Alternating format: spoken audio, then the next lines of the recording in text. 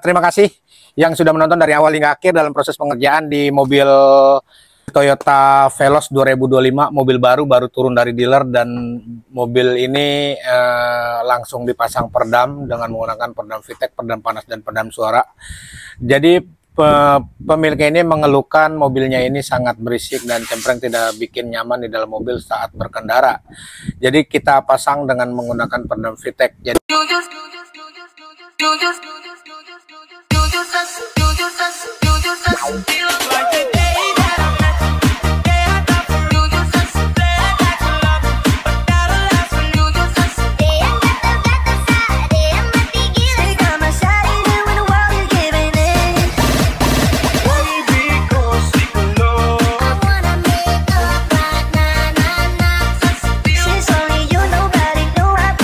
di bagian lantai ini kami menggunakan peredam VTEC anti panas dan anti tidak bikin lumer dan tidak bikin meleleh pada saat kena panas atau gesekan aspal yang kasar ya.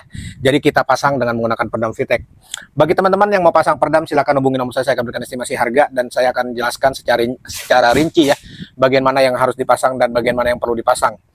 Dan di bagian pintu kita pasang 3 tahap lapisan untuk meredam road noise, suara aspal, suara bising, suara knalpot, suara klakson juga ya, tidak bikin masuk ke dalam kabin. Jadi semua peredam tidak bikin 100% mematikan suara 100% ya, tetapi mengurangi kebisingan dari sebelum dan sesudah.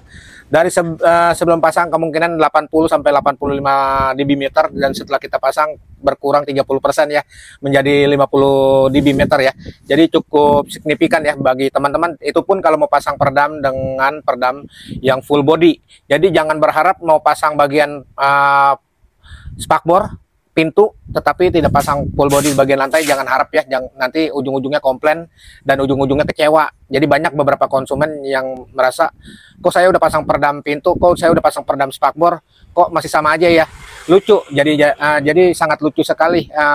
Mau pasang bagian lantai aja pengen hasilnya sempurna, mau pasang bagian pintu mau hasilnya sempurna, tidak bisa. Tetapi saya sarankan kalau mau hasil maksimal pasang full body.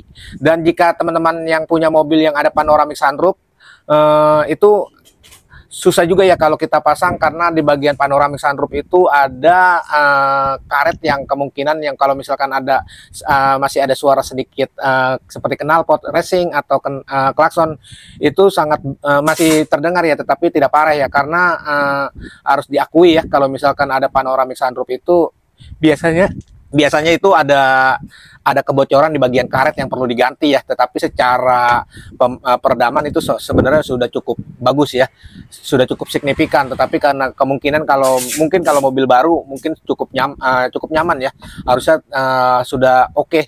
Tetapi kalau misalkan ada panoramik tetapi sudah pemakaian mobil 2 tahun atau 3 tahun, pasti karet dari panoramiknya itu mesti diganti, karena namanya kena panas ya pasti getas. Itu saja yang saya sampaikan ya.